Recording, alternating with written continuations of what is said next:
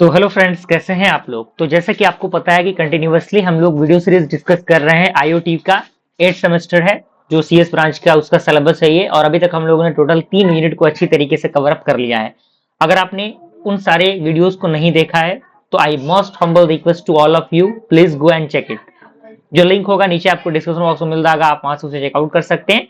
तब जाके आपको पार्ट 4 यानी यूनिट नंबर 4 के वीडियो को देखना है, ठीक है ना। और चीजों को स्टार्ट करते हैं हम लोग। पूरा सिलेबस आपके इंटरफेस पे नजर आ रहा है, ये हमें टॉपिक्स पढ़ने हैं। एमक्यूटीटी सबसे पहले हम देखते हैं। तो एमक्यूटीटी क्या होता है, इसका फुल फॉर्म लिखा हुआ है मैसेज क्यूनिंग टेलीमेट्री ट्रांसपोर्ट। तो MQTT is a light weight publish subscribe messaging protocol design for low bandwidth, high latency और अनरिलायबल नेटवर्क। यानी जो आपका एमक्यूटीटी है एक प्रकार का light wait public and subscribe meaning protocol है, जो डिजाइंड होता है किसके लिए, एक लो बैंडविड्थ के लिए, हाई लेटेंसी के लिए और एक अनरिलायबल नेटवर्क के लिए। क्लियर हुआ। ये वाइडली यूज होता है आईओटी के अंदर for the device to cloud communication के लिए, ठीक है। यानी ज्यादातर इसका यूज आईओटी के अंदर जो डिवाइस से क्लाउड के बीच का जो कम्युनिकेशन होता है उसके लिए यूज होता है, ठीक है। की फीचर्स की हम बात करें तो ये लाइट वेट प्रोटोकॉल होता है, लो बैंडविड्थ यूज करता है, ये पब्लिश सब्सक्राइब मॉडल ये होता है, और असिंक्रोनस कम्युनिकेशन इसके अंदर काम करता है, रिलायबल मैसेज डिलीवरी इसके अंदर होता है, ये रन करता है ओवर द टीसीपी आईपी, और ये सपोर्ट करता है सिक्योर कम्युनिकेशन को, ठीक है ना, टीएलएस एंड एसएसएल, ठीक है ना। चलिए, अब यहाँ पे एमक्यूटीटी के कंपोनेंट दिए गए हैं। तो जो आपका एमक्यूटीटी सिस्टम है वो कंसिस्ट करता है ब्रोकर को, जो आपके सेंट्रल सर्वर होते हैं। ब्रोकर क्या होते हैं, एक सेंट्रल सर्वर होते हैं, रिसीव करना मैसेज को फ्रॉम द पब्लिशर, यानी पब्लिशर से मैसेज जो है वो रिसीव होगा ब्रोकर को, send message to the subscriber, और इसका काम क्या होता है, मैसेज को सेंड करना सब्सक्राइबर के लिए और मैनेज करना टॉपिक और कनेक्शन को, ठीक है। पब्लिशर की हम बात करें तो डिवाइस डेट सेंड डेटा, यानी वो डिवाइस जो डेटा को सेंड करेगा इसके अंदर आएगा। Publishers message to a topic, यानी जो पब्लिशर है वो एक टॉपिक के अकॉर्डिंग मैसेज करता है। अब यहाँ पे आता है सब्सक्राइबर। अब ये यूट्यूब वाला सब्सक्राइबर नहीं है, अगर ये टर्म आ गया तो सब्सक्राइब कर ही दीजिएगा। तो डिवाइस जो है वो रिसीव करता है डेटा को, यानी जो डिवाइस होगा वो रिसीव करेगा डेटा को, और subscribe to the topic of interest, यानी जो इंटरेस्ट है उसके टॉपिक के अकॉर्डिंग चीजें सब्सक्राइब होंगी। मान लीजिए कि आपको इंटरेस्ट है, तभी तो आप किसी चैनल को सब्सक्राइब करते हैं, है कि नहीं। टॉपिक की हम बात करते हैं तो लॉजिकल चैनल होता है for the message exchange. Message categorised होते हैं अंडर ए टॉपिक, यानी टॉपिक के अकॉर्डिंग मैसेज को कैटेगराइज किया जाता है, ठीक है। अब यहाँ पे कुछ और भी चीजें दी गई हैं, मैं आई थिंक इसको कैटेगराइज करने की कोशिश कर रहा हूँ। MQTT communication model. तो एमक्यूटीटी जो है वो यूज करता है पब्लिश सब्सक्राइब आर्किटेक्चर को, और इसके अंदर कम्युनिकेशन फ्लो कहाँ से होता है, सबसे पहले इसके अंदर पब्लिशर, फिर वहां से ब्रोकर के पास, देन ब्रोकर के पास से आपका सब्सक्राइबर के पास। यानी जो आपका पब्लिशर होगा वो सेंड करेगा मैसेज को to the broker under a topic, और ब्रोकर जो होगा वो फिल्टर करेगा मैसेज को बेस्ड ऑन टॉपिक, यानी टॉपिक के आधार पे जो है उस चीज को फिल्टर करेगा, और जो ब्रोकर होंगे वो फॉरवर्ड करेंगे मैसेज को to all the subscriber. Clear हुआ। चलिए, अब यहाँ पे कुछ एमक्यूटीटी मेथड दिए गए हैं, अलग अलग मेथड है, इनके पर्पस दिए गए हैं। जैसे कनेक्ट है, ये client request connection to the broker, यानी क्लाइंट रिक्वेस्ट करता है और कनेक्ट करता है ब्रोकर के साथ। जो आपका कॉनेक्ट है, जो ब्रोकर एक्नॉलेज करता है कनेक्शन को। पब्लिश जो है आपका सेंड करता है मैसेज को टू द टॉपिक। सब्सक्राइब जो है सब्सक्राइब करता है टॉपिक के अकॉर्डिंग। सब बैक हो गया, सब सब्सक्राइब अनसब्सक्राइब हो गया, और उसके बाद आपका पिंग जो रिक है वो हो गया, डिस्कनेक्ट हो गया। तो इसके अलग अलग पर्पसेस आपके सामने दिए गए हैं, कोई बहुत बड़ा इसके अंदर टर्म नहीं है। अब यहाँ पे हमारा आता है एमक्यूटीटी क्वालिटी ऑफ सर्विस, यानी ये क्या होता है, क्वालिटी ऑफ सर्विस क्या होता है। तो आपके सामने यहाँ पे दिया हुआ है 3 लेवल इसके अंदर होता है। S QoS level 0 at most once, यानी एटमोस्ट वंस मतलब क्या, मैसेज जो होगा वो डिलीवर होगा कम से कम एक बार, यहाँ पे कोई भी एक्नॉलेजमेंट नहीं होगा, फास्ट होगा और काफी लिस्ट रिलेबल होगा। 1 की बात करें तो एटलीस्ट 1, यानी कम से कम 1, यानी मैसेज डिलीवर एटलीस्ट 1, यानी एक बार कम से कम मैसेज डिलीवर होना चाहिए, और एक्नॉलेजमेंट इसके अंदर रिक्वायर्ड है। और ये पॉसिबल डुप्लीकेट मैसेज, यानी इसके अंदर डुप्लीकेट मैसेज पॉसिबल होता है। 2 की बात करें तो एग्जैक्टली वंस, यानी जो मैसेज है वो कम से कम, यानी ज्यादा एग्जैक्टली क्या होना चाहिए, एक बार क्या होना चाहिए, डिलीवर होना चाहिए। और ये क्या होता है, हाईएस्ट रिलेबिलिटी कैरी करता है और ज्यादा ओवरहेड होता है। अब एमक्यूटीटी टॉपिक की बात करें तो टॉपिक जो हेराडिकल स्ट्रिंग के होंगे वो यूज करेगा एक ऑर्गेनाइज मैसेज को। एग्जाम्पल आपके सामने दिए गए हैं, होम है, लिविंग रूम है, टेम्परेचर है, फैक्ट्री मशीन है, स्टेटस।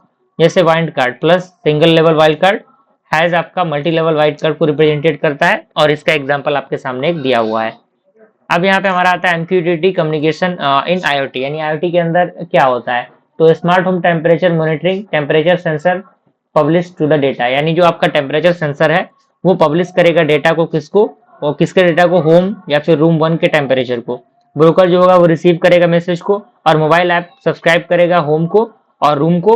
देन आपका जो यूजर है वो सी करेगा, यानी देखेगा किस चीज को, टेम्परेचर को रियल टाइम में, यानी एग्जैक्टली टेम्परेचर क्या है अभी रूम का। ठीक है, अब यहाँ पे आता है एप्लीकेशन। एप्लीकेशन कहाँ कहाँ यूज होते हैं, स्मार्ट होम के अंदर यूज होते हैं, इंडस्ट्रियल के अंदर यूज होते हैं, ऑटोमोटिव के अंदर होते हैं। ओके, ठीक है।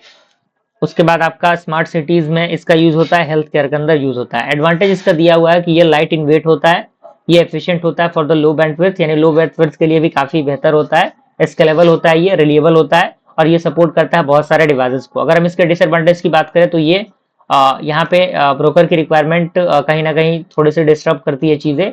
Security must be properly configured, यानी सिक्योरिटी कॉन्फ़िगर होनी चाहिए, जो कि यहाँ पे नहीं हो पाती। और not ideal for the large file transfer, यानी ये बड़े फाइल ट्रांसफर के लिए नहीं है। अब हमारा अगला क्या है, अगला हमारा है SMQTT CoAP, CoAP message type request response model. तो यहाँ पे आपका सिक्योर MQTT दिया है, तो ये एक प्रकार का सिक्योर वर्जन और इम्प्लीमेंटेशन होता है MQTT का, जो एनहेंस करता है सिक्योरिटी को using the encryption and the authentication mechanism. ठीक है, since MQTT is lightweight, security must be added to protect IoT communication, यानी जो आपका MQTT है वो लाइट वेट और सिक्योरिटी होता है जो ऐड करता है प्रोटेक्टेड IoT कम्युनिकेशन को। ठीक है, सिक्योरिटी की बात करें, सिक्योरिटी फीचर्स SMQTT के अंदर, तो TLS और SSL इंक्रिप्शन इसके अंदर यूज होता है, user name password authentication, certificate based authentication, data integrity check, secure broker connection, ये चीजें उसके अंदर क्या होती हैं, चेक होती है। अब यहाँ पे आता है कि वाई SMQTT इज नीडेड, यानी इसकी जरूरत आखिर क्यों पड़ती है। मान लीजिए कोई भी चीज हम यूज कर रहे हैं, तो कोई जरूरत पड़ती है तभी तो हम किसी चीज को यूज करते हैं। तो ये प्रिवेंट करता है डेटा के इंटरसेप्शन को, प्रोटेक्ट करता है अगेंस्ट द, यानी आपके जो अनऑथराइज्ड एक्सेस होते हैं उनसे चीजों को बचा के रखता है, इंश्योर करता है डेटा के कॉन्फिडेंटली को, और साथ ही साथ प्रिवेंट करता है man in the middle attack को। ठीक है ना। एप्लीकेशन की बात करें तो स्मार्ट ग्रिड सिस्टम के अंदर यूज होता है, इंडस्ट्रियल IoT के अंदर, हेल्थ केयर IoT के अंदर, in banking and financial IoT system के अंदर यूज होते हैं।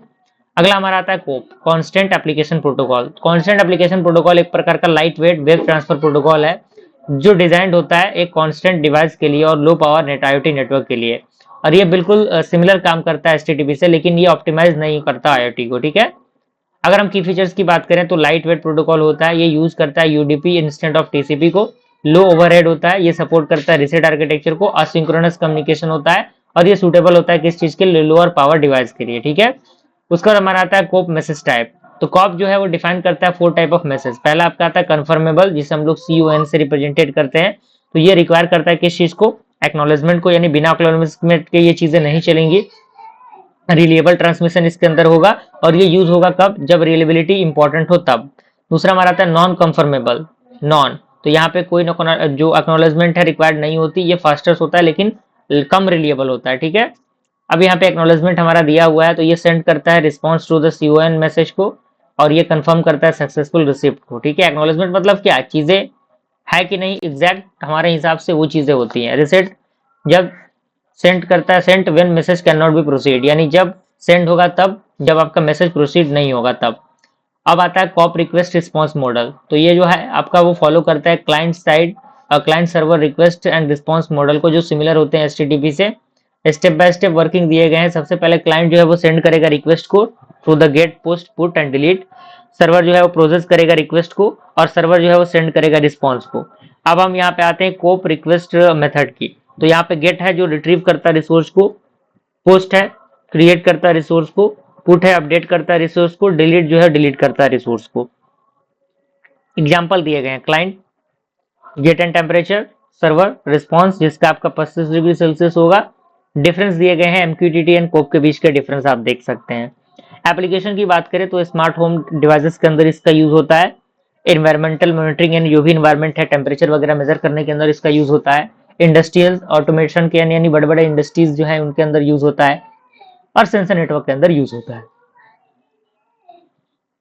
अब यहाँ पे हमारा जो अगला टॉपिक है वो है आपका XMPP यानी extensible messaging and presence protocol. तो ये जो आपका प्रोटोकॉल है is an open standard communication protocol use for real time message exchange and presence information over the internet. यानी ये रियल टाइम जो मैसेज चेंज है उस पर काम करता है, जो एक्सचेंज करते हैं और प्रेजेंस करते हैं इन्फॉर्मेशन को इंटरनेट के अकॉर्डिंग। ठीक है, ये बेस्ड होता है एक्सएमएल पे और ये मेनली यूज होते हैं किस चीज के लिए, इंस्टेंट मैसेजिंग के लिए, प्रेजेंस के लिए और आईओटी कम्युनिकेशन के लिए बेसिकली ये यूज होते हैं।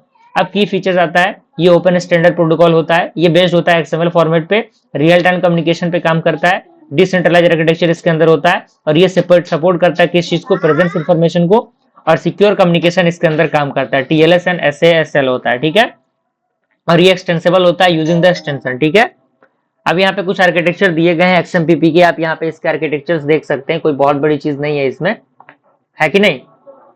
आप यहाँ पे देखिएगा इसको, यहाँ पे वो चीजें दी हुई हैं, आप यहाँ पे इसको देख सकते हैं। एप्लीकेशन यहाँ पे कंपोनेंट आपका क्लाइंट हो जो सेंड करेगा और रिसीव करेगा मैसेज को, सर्वर जो है वो राउट करेगा मैसेज को बिटवीन द क्लाइंट, गेटवे जो है वो कनेक्ट करेगा अनदर मैसेजिंग नेटवर्क के अकॉर्डिंग। अब यहाँ पे आता है कि आखिर कैसे एक्सएमपीपी वर्क करता है, क्या उसका वर्किंग प्रोसेस है।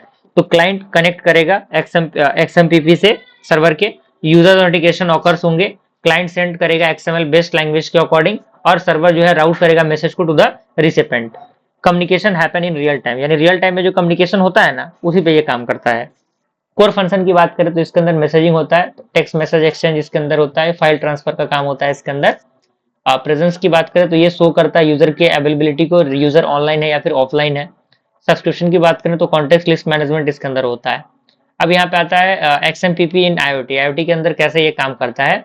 तो it can be use in IoT system for, यानी आईओटी सिस्टम के अंदर इसका यूज किस चीज के लिए होता है, तो device to device communication, real time control messaging, sensor data transmission, remote monitoring के लिए। ठीक है, एडवांटेज देखिए, ये ओपन एंड स्टैंडर्डाइज्ड होता है, रियल टाइम कम्युनिकेशन प्रोवाइड करता है, सिक्योर होता है, स्केलेबल होता है, डिसेंट्रलाइज होता है। ठीक है ना।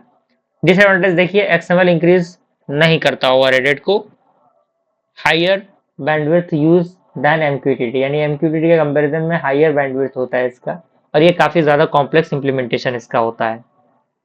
अब यहाँ पे फीचर्स दिए गए हैं एक्सएमपीपी के और एमक्यूटीटी के, आप यहाँ पे देख सकते हैं इनके बीच का डिफरेंस है मेनली, और एप्लीकेशन कहाँ कहाँ यूज होते हैं। आप देख सकते हैं कि सारे एप्लीकेशन कहीं ना कहीं कॉमनली काम कर रहे हैं, एक दूसरे के साथ इंटरकनेक्टेड है। ठीक है ना। अब आता है आपका एएमक्यूपी फीचर्स कंपोनेंट एंड इसके टाइप्स को हम देखेंगे क्या है इसका। तो ये आपका एडवांस मैसेजिंग क्यूनिंग प्रोटोकॉल है, जो एक प्रकार का ओपन स्टैंडर्ड मैसेजिंग प्रोटोकॉल है, जो यूज होता है रिलेएबल कम्युनिकेशन के लिए बिटवीन द डिस्ट्रीब्यूटेड सिस्टम, यानी जो अलग अलग सिस्टम्स होते हैं उनके बीच के जो चीजें होती हैं उनके लिए ये बेसिकली एक प्रोटोकॉल का काम करता है।